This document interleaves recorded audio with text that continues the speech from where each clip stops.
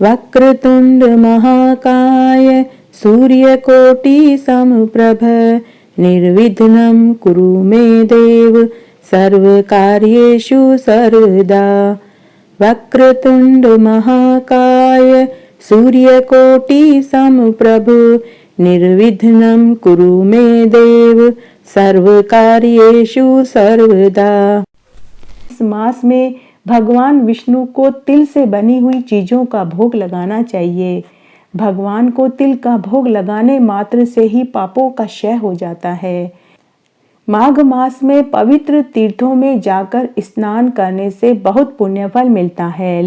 अगर माघ मास में आपका पवित्र तीर्थों में जाकर स्नान करना संभव नहीं है तो आप स्नान वाले जल में कुछ बूंदे गंगा जल और तिल की डालकर स्नान करेंगे तो भी आपको उतना ही फल मिलेगा जितना कि आप तीर्थों में जाकर स्नान करने से मिलता। माघ मास में सुबह ब्रह्म मुहूर्त में उठकर स्नान करने से मनुष्य की काया निरोगी और स्वस्थ रहती है।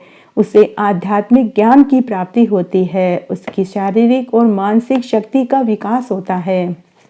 आज हम माघ मास के महात्म्य का 14वां अध्याय सुनेंगे। इस अध्याय में माघ स्नान के फल का वर्णन आता है।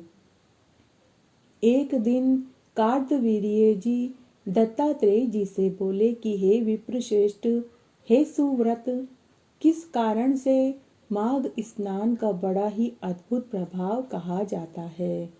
एक बार के माघ स्नान के पुण्य प्रभाव से पापों का नाश होता है तो दूसरे माघ स्नान से स्वर्ग की प्राप्ति होती है। इस आश्चर्यजनक पवित्र पुण्य मास का मैं विस्तार से आपके मुख से वर्णन सुनना चाहता हूँ। तब दत्तात्रेय जी ने कार्तवीर्य से कहा कि हे पुरुषोत्तम, जल स्वभाव से ही निर्मल, उज्जवल, शुद्ध, सफेद, मल तथा दाह का नाशक होता है।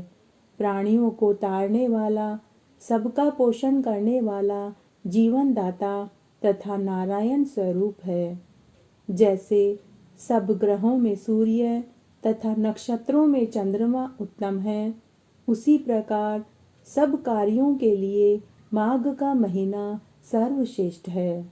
मकर के सूर्य में माघ महीना में प्रातः काल गाय के पैर के खुर डूबने योग्य जल में भी अगर स्नान कर लिया जाए तो उस पापी को भी स्वर्ग मिलता है। हे राजन, यह योग बड़ा ही दुर्लभ है। जो अशक्त है, अगर वह भी इस योग में 3 दिन स्नान करके थोड़ा सा भी दान कर दे तो वह पुण्य का भागी होता है।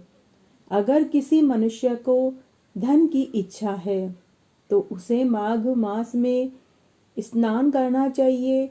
यथाशक्ति सामर्थ्य अनुसार दान करना चाहिए।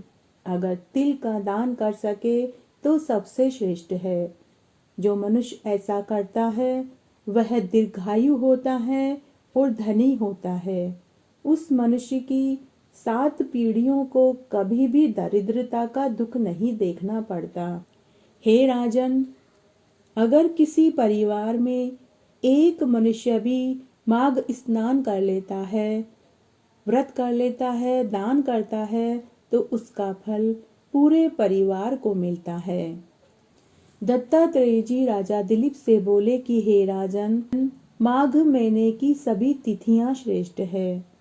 अगर इन तिथियों में मनुष्य घर से बाहर, नगर से बाहर पवित्र नदियों में जाकर एक दिन भी स्नान कर ले तो उसे मोक्ष की प्राप्ति होती है। हे राजन, अब मैं तुमको माघ स्नान के नियमों को बतलाता हूँ। उत्तम मनुष्यों को भूमि पर शयन करना चाहिए। तिल मिले हुए घी से हवन करना चाहिए। सनातन वासुदेव का त्रिकाल पूजन करना चाहिए और अखंड दीप दान करना चाहिए। ईंधन, वस्त्र, कंबल, जूता, कुमकुम, घृत, तेल, कपास, कोठी, कनात, पर्दे, यथाशक्ति अन्न और तिल का दान देना चाहिए। हे राजन, माघ मास में रत्ती भर स्वर्ण का दान भी समुद्र के समान फल देता है। ये ऐसा दान है जो कभी भी नष्ट नहीं होता। हे राजन, माघ मास में दूसरे की अग्नि को न तापें, दूसरे का दान न लें। माघ के महीने के अंत में हे राजन, ब्राह्मणों को भोजन कराकर यथाशक्ति दान देवें। हो सके तो गौ का दान देवें, और वह भी दूध देने वाली गाय बछड़ा सहित दान देने का अखंड और अक्षय फल मिलता है। एकादशी की तिथि से माघ स्नान का उद्यापन करें और स्तुति करें और बोले कि हे गोविंद, हे अच्युत, हे माधव, हे पुंडरीकाक्ष, हे देव, माघ मास की मकर संक्रांति के स्नान से मुझको यथोचित फल दीजिए। इस प्रकार स्तुति करें, तब मौन रहकर इन मंत्रों का उच्चारण करें और सुमिरन करें। मकर के सूर्य में माघ मास में घर में गर्म जल से स्नान करने का 6 बरस का, बाहर बावड़ी में 12 बरस का, तालाब में दुगुना, नदी में चौगुना, देव सरोवर तथा महानदियों में 100 गुना, महानदियों के संगम में स्नान करने से 400 गुना फल प्राप्त होता है। हे नरोत्तम, जो लोग माघ मास में गंगा जी में स्नान करते हैं, वे 4000 युग तक स्वर्ग में निवास करते हैं। ऋषियों ने कहा है कि जो कोई मनुष्य माघ मास में गंगा यमुना के संगम में स्नान करता है, वह प्रतिदिन 1000 मुद्रा सोना तथा 1000 कपिला गाय के दान के बराबर का पुण्य प्राप्त करता है। दत्तात्रेय जी कहने लगे कि हे राजन, दान धर्म का एक बड़ा भारी अंग है। माघ मास में दान करने का विशेष फल प्राप्त होता है। अन्न को भी ब्रह्मा के तुल्य ही माना गया है, क्योंकि अन्न में प्राण रहते हैं। बिना अन्न के कुछ काल में प्राण भी शरीर में नहीं रहते। इसलिए माघ मास में अन्न का दान विशेष महत्व देता है। अन्न के दान से परलोक में अक्षय आनंद प्राप्त होता है। मणि, रत्न, सोना, चांदी, कीमती आभूषण, ये दान अन्न दान के समान नहीं है। अन्न का दान, गोदान, वेदों का पाठ, नित्य होम माघ मास में महाफल देने वाले हैं। माघ मास में अन्न का दान करने वाला मनुष्य वैकुंठ को प्राप्त होकर भगवान के निकट सदा निवास करते हैं। माघ मास में अन्न के दान से सब पापों का नाश हो जाता है। हे राजन, मैं तुमसे सत्य कहता हूँ, इसमें कोई संदेह नहीं है। तिल का दान और अन्न दान से मनुष्य के हजारों जन्मों के पाप नष्ट होकर वह परमानंद को प्राप्त होता है। हे राजन, अन्न के दान से मनुष्य ऐसे आनंद को प्राप्त होता है कि उसके आनंद को देखकर देवता लोग भी उनसे ईर्ष्या करते हैं। हे राजन, सुपात्र ब्राह्मण को श्रद्धा सहित घी का दान करना चाहिए। ब्राह्मणों को घी से बनी हुई व्यंजनों से भोजन कराना चाहिए। धर्म से श्रद्धा रखते हुए शास्त्रों की कथा का श्रवण और महात्माओं को श्रद्धा पूर्वक सेवा तथा भगवान का पूजन माघ मास में अति दुर्लभ है। जो अपने पितरों के निमित्त माघ मास में अन्न का दान करते हैं, उनके पितृलोक में अक्षय तृप्ति को प्राप्त होते हैं। हे राजन, सब देवता भी अन्न दान से अधिक प्रसन्न होते हैं। हे राजन, जो मनुष्य माघ मास में तिल का दान करते हैं, वह कभी भी नरक और यमलोक के दर्शन नहीं करते। दान करने वाला चंद्रलोक में वास करता है। माघ मास में अन्न दान, वस्त्र दान और तिल दान करने वाले मनुष्य को संतान सुख प्राप्त होता है। जो मनुष्य पुष्प, चंदन, धूप आदि से भगवान का पूजन करते हैं, वह अनेक पुत्र और पौत्रों का सुख प्राप्त करते हैं।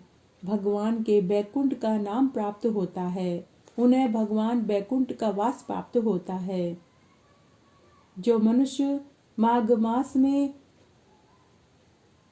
स्नान करते हैं, दान करते हैं, कभी स्वप्न में भी यमलोक को नहीं देखते। जो स्वर्ण का दान, गोदान, भूमि का दान करते हैं, उसके पूर्वज नरक में पड़े हुए हों तो वे स्वर्ग को प्राप्त होते हैं। जो विष्णु भगवान के निमित्त गुड़, तिल, तेल, घी और अन्न का दान करते हैं, वह भगवान के लोक को निसंदेह प्राप्त होते हैं। माघ मास में तिल और जौ का दान करने वाले को अक्षय लोक की प्राप्ति होती है। जो द्रव्य से हवन करता है, ब्राह्मणों को गोदान करता है, वह फिर कभी माता के गर्भ में जन्म नहीं लेता। जन्म जन्मांतर के लिए उसे विष्णु लोक की प्राप्ति हो जाती है। जन्म जन्मांतर के किए हुए पाप दान करने से अच्छे कर्मों में बदल जाते हैं और इस संसार में दिन प्रतिदिन उसके भाग्य और ऐश्वर्य में वृद्धि होती है। दशों दिशाओं में उसकी कीर्ति और यश फैलता है और वह चक्रवर्ती राजा बनता है। हे राजन, जो मनुष्य माघ मास में 3 दिन स्नान करके अपनी सामर्थ्य अनुसार दान करता है तो उसे कोटि गुना फल प्राप्त होता है। हे राजन, जो मनुष्य माघ मास में ब्राह्मणों को शैया दान करता है, यम के दूत उसके पास कभी नहीं आते। इसलिए माघ मास में शक्ति के अनुसार भगवान के निमित्त ब्राह्मणों को दान देना चाहिए। आसन, जल का पात्र, तांबे के पात्र, कांसे के बर्तन, पीतल के बर्तन अपनी सामर्थ्य अनुसार जरूर दान करना चाहिए।